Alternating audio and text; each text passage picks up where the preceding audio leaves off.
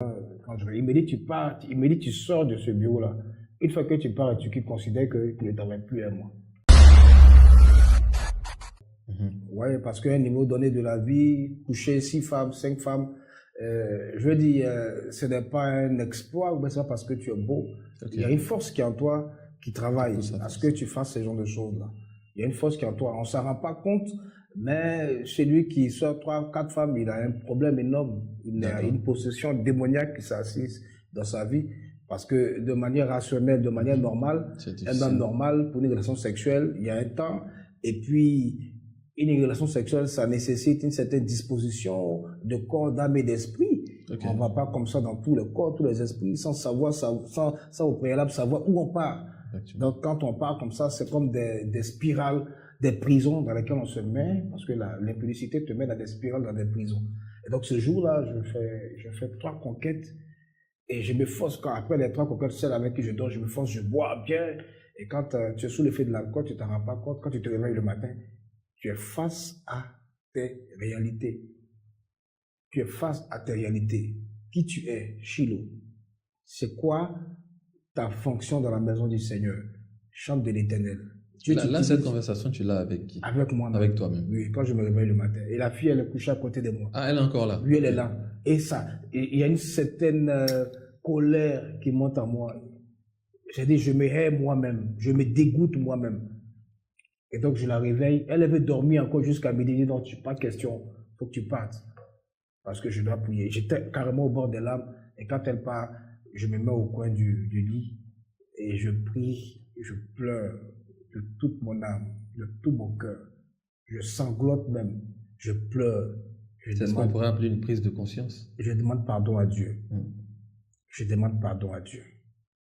Je demande pardon à Dieu. Je prie jusqu'à ce que je sente la conviction qu'il y a une certaine paix qui s'installe dans mon cœur. Et depuis ce jour-là, je fais vraiment attention. Je fais vraiment attention à ma sexualité, à ce que je faisais et tout. Je n'étais pas encore dans une relation sérieuse, je veux dire. Je n'avais pas encore doté de femme. Et c'est tout à ton honneur. Ok, alors Shiloh, tu as un diplôme en marketing et communication. Pourquoi ne pas avoir choisi de faire carrière avec ces diplômes-là plutôt que de devenir chanteur? Très belle question. On me la pose très souvent quand je suis sur des plateaux de télé. Le premier travail que j'ai eu, je ne l'ai pas cherché. C'est-à-dire que j'étais en maîtrise, en année de maîtrise sur la fac d'anglais ici à l'université de Cocody. Et puis à l'église, on avait un grand frère qui était dans la location des véhicules. Et il me le disait toujours, mais je te sens beaucoup, tu es très avenant, tu es quelqu'un de très dégourdi, j'aime beaucoup ta manière de parler aux gens, ton approche, tu n'es pas fermé, tu es jovial. Donc, dès que le Seigneur me donne l'opportunité de travailler, d'avoir mon entreprise, toi, tu vas travailler avec moi.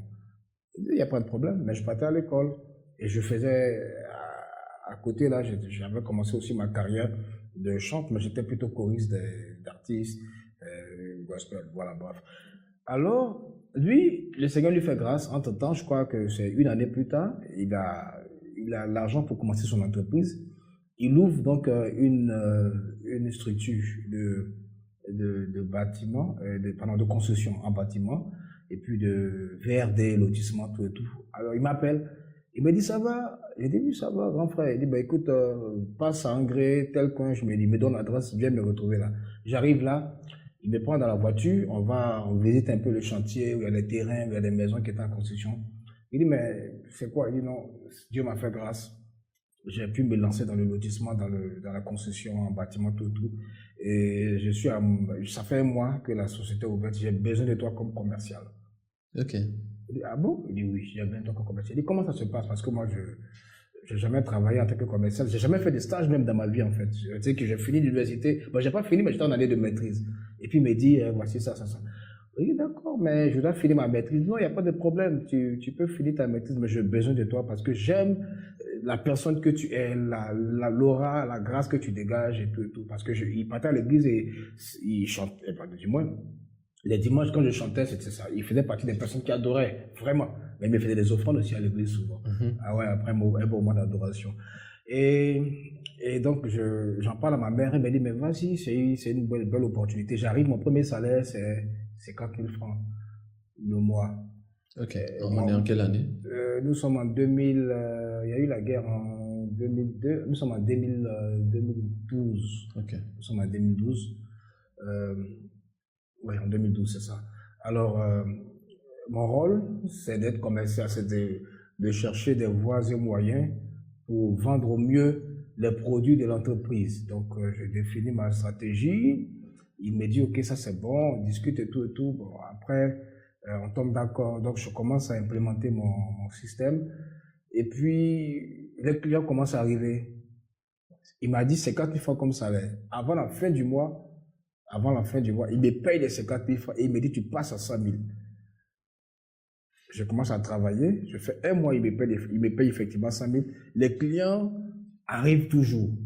Ils me passent à 150 000 francs. En l'espace de 3 mois, je suis passé à 150 000 francs de salaire. Moi qui étais à 50 000 francs. Donc moi, je commence à prendre goût à cette activité. Je me dis, mais waouh, mais c'est comme ça. Donc c'est comme ça les gens évoluent à Abidjan. C'est comme ça la vie va vite. Mais justement, pourquoi tu ne restes pas dans ça puisque Mais tu gagnes de l'argent? j'explique, mon cher D'accord, frère. d'accord. J'explique. Alors, donc, je vois que, voilà, ça commence à avancer. Et puis, bon, je me fais des contacts. Enfin, j'aime cette atmosphère-là. Des gens viennent, ils discutent avec moi pour le terrain. Je dis, non, celui-là est bien, lui, il n'est pas bon. Et puis, paf, il passe à 200 000 francs au 4e mois. Et au 5e mois, 250 000 francs. Là, il me dit, Chilo, il faut que tu aies une voiture de service, mais je ne sais pas conduire. Je ne sais pas conduire. Il me dit, mais je te prends un chauffeur. Je dis, ah, mais ça va pas devenir trop budgétivore. Il me dit, non. Parce que tu es devenu comme la vitrine de l'entreprise. C'est ça. Donc, il faut que quand tu te déplaces, que tu partes, quand tu vas vers les clients, il faut que tu sois véhiculé. Il faut que tu sois en costume. C'est lui qui m'a donné le goût, donc, de costume. On y reviendra. Il faut qu'on parte et que tu prennes des costumes. On sort, on va quelque part. Il me donne un peu d'argent, j'achète des costumes. Et voilà comment je commence à m'habiller en costume et à venir au travail. Mais je discutais, j'étais vraiment le front office de l'entreprise. Quand les gens arrivent, c'est moi qui discutais avec eux par rapport à leur budget. C'est moi qui les conseillais par rapport au terrain et tout et tout. Et puis, 250 000 francs en voiture de service. Et j'ai une voiture. C'était une merde. Je n'ai pas fait de publicité. C'était une belle petite berline. Okay. Et j'avais un chauffeur. Mais attends, en fait, j'ai un peu de moyens. C'est ça. J'ai un peu d'argent. J'ai une voiture. Mais écoute, je suis retourné à mes habitudes. C'est ce que j'allais dire. Je suis retourné, c'est ce que tu allais dire. Tu as replongé. J'ai replongé là. J'ai replongé et c'était dans cette atmosphère que j'avais évolué jusqu'à ce qu'un jour l'entreprise commence à connaître des difficultés. Mais avant ça, j'avais commencé à ressentir du dégoût pour le travail que je faisais. Ok. Pas pour la vie que je menais, pour le travail que je faisais. J'avais commencé à ressentir du dégoût. Parce que, bon, un enfant de Dieu même qui sort entre griffes, qui sort du plan de Dieu, s'il a la sémence de Dieu, il revient toujours. Et c'est des choses qu'il fait parce que certainement, il a laissé la chair prendre le dessus. Mais quand l'esprit arrive à prendre le dessus, il se rend compte qu'il a fait des erreurs et il revient. Donc, on est toujours en train de demander pardon à Dieu pour telle ou telle chose. Donc, c'est ce qui se passait avec moi à l'époque. Et souvent, j'arrive à l'école, au travail, et je me rends compte que tout m'énerve. Donc, quand tout m'énerve, je mets mon casque dans mes oreilles, je mets une musique, et je me vois en train de chanter, d'adorer, d'écrire des textes, des chansons. Mon patron, quand il arrive, il me dit, il y a quoi? On n'est pas à l'église ici, tu es venu pour travailler. Il faut que tu fasses la part des choses. C'est celui qui chante les dimanches à l'église, mais quand tu arrives ici, tu es venu pour travailler, on a un objectif clair. C'est ça. Donc, si tu ne veux pas travailler, il faut dire. Il dit, ok, désolé patron, et tout et tout. Mais je replonge encore, je suis dedans. Souvent, je suis là, je pleure. J'appelais mon oncle, qui est mon père spirituel, le pasteur Paul Ayo, qui est mon oncle quand même dans mon père spirituel, et je lui ai expliqué, il me dit, ce sont les mêmes choses qui sont passées avec lui lorsqu'il devait donc accepter, répondre à l'appel. Ce sont les mêmes choses qui sont passées avec lui. Pendant que lui était à l'école avec le stylo en main, le maître donnait, dispensait le cours, lui, il pleurait. On lui demande pourquoi il pleure. On l'a frappé, il dit non, qu'il y a quelque chose qui le fait pleurer. C'était l'appel du Saint-Esprit. C'est-à-dire, il pleurait parce qu'il n'était pas là où il doit être. C'est ça. Il pleurait d'être là. C'est Il ça. souffrait d'être là. C'est Wow. ça. C'est ça. Ça, c'est l'appel. Donc, et moi, je me retrouve dans la même condition. Il me dit non, ça veut dire que tu arrives à un moment où tu dois prendre une décision. Et donc, je vais voir mon patron pour lui dire que vraiment, c'est plus fort que moi. Je ne suis pas concentré ces derniers temps.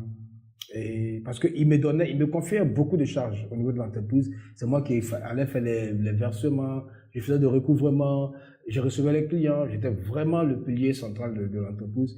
Et juste parti le voir pour lui dire que vraiment, il me dit, mais ça va pas chez toi. Toi, tu crèches à Yopougon là-bas, on te donne un travail où tu as 250 euros, tu as une voiture, puis tu veux laisser les jeunes de ton âge là. S'ils ont eu ça, tu penses qu'ils vont laisser ça? Hein? Ça va pas chez toi. À Faut partir de réfléchir. là, on dirait qu'il avait mal. Vous les jeunes, vous n'êtes pas ambitieux. Hein? Tu as vu, non? Mais il me gronde. Parce qu'il n'arrive pas à comprendre. Il voyait les Il clients me dit, mais partir. si ça a fait de chanter, depuis que tu chantes là, tu as eu quoi? Depuis que tu chantes à l'église, là, tu as eu quoi? On te donne un travail, ça c'est Dieu qui a été béni. Mais je peux pas. C'est plus fort que moi. Parce que si je reste là, je vais tricher. Et comme j'aime pas tricher, je préfère prendre ma route et partir. Donc il a dit, mais il faut que je parte. Donc dans la même période, on a eu une invitation à Turquie pour un festival. Donc je suis venu lui présenter le dossier. Ah, on a une invitation à Turquie, tout ça. Donc je vais prendre une mise à disponibilité, ne serait-ce que de 2 semaines pour partir en Turquie. Et puis voilà, il me dit, tu pars, il me dit, tu sors de ce bureau-là. Une fois que tu pars à Turquie, considère que tu ne travailles plus à moi.